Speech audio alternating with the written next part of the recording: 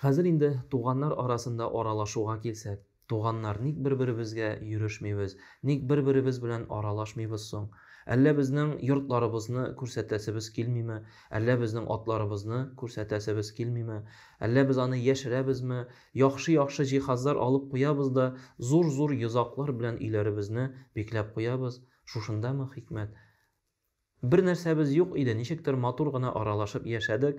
Хәзерге көндә бөтен нәрсәбез бар, туганнар белән килешеп булмый. Әти-әнидән калган байлыкны бүлә алмау, шушында туганнар белән ызгышу, талашу, ул гына да түгел, ул туган үзе миңа килергә тиеш, ул үзе миңа мөрәҗәгать итәргә тиеш дибез. Кем кемгә эндәшергә тиеш? Кем кемгә мөрәҗәгать итәргә тиеш? Бүген син искә алдың икән туганыңны, хәлен бел. Шалтыратып булса да ал. Дусларыбыз, иптәшләребез белән сәгатьләр буе сөйләшәбез. Кирәкмәгән мәсьәләләр буенча очрашып, сәгатьләр буе аралашып утырабыз. Туганның хәлен белү, туганга бер шалтыратып алу дигән мәсьәләдә, әлбәттә инде без бу мәсьәләдә читләшәбез. Әгәр дә бик онытабыз икән, телефоннан үзебезгә куйык искә төшерү. Менә бу көнне шул сәгатьтә бу туганыма шалтыратып алам, бу көнне бу сәгатьтә бу туганыма шалтыратып алам. Хәл-әхвәлен белеш. Ни хәл ул, ничек яшәп ята ул, һәм зарланмаска тырышырга кирәк. Зарланмаска тырышырга кирәк. Шөкер итәргә, Аллаһка шөкер, булганы шөкер, бер-беребезнең күңелен күтәрергә, бер-беребезнең кәефен күтәрергә ашыгырга тиеш. Шундый булганда туганлык җепләре өзелмәс. Шундый булганда аралашу бетмәс. Әгәр дә без ул миңа тиеш, мин аңа тиеш түгел дигән нәтиҗә белән барабыз икән, бу вакытта әлбәттә туганлык җепләре дә өзелә. Чөнки хәзер без рәхәт яшибез, яхшы яшибез, әйбәт яшибез, мул яшибез. Туганыбызга баргач, бөтен очрашуны ашау-ичүгә кайтарып калабыз.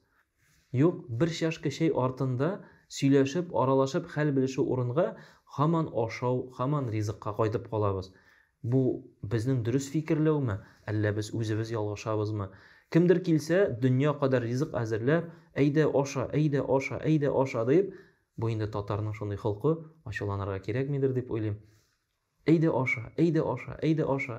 Һәм кунак киткәч, бер-берсенә карап ир белән хатын, ә булар нәрсәгә килгәннәр соң дип сорау бирәбез. Шуңа күрә бәлки аралашу, бәлки бер-беребезнең хәл-әхвәлен сорашу, бәлки бер-беребез белән әңгәмә кору, сөйләшеп утыру безгә бик мөһимдер. Һаман дөнья турында, һаман дөнья байлыгы турында күп аралашып, күп сөйләшеп, үзебезне үзебез бетерәбез. Беребезнең дөньябыз беребезгә кирәк түгел. Беребезнең дөнья байлыгы икенчебезгә кирәк түгел. Дөнья байлыгы нәрсә эшләтә безне? Дөнья байлыгы айырамы, әллә кавыштырамы? Шуңа бәлки дөньяны читкә куеп, бер-беребезнең рухи халәте турында сорашыргадыр. Бер-беребезнең рухияте турында, әти-әнигә дуга кылабызмы, әби-бабаларны искә алабызмы, намазларыбыз ни хәлдә, уразабыз ни хәлдә, шушыларны искә алабызмы? Менә шушы сорауларны үзебезгә бирик әле.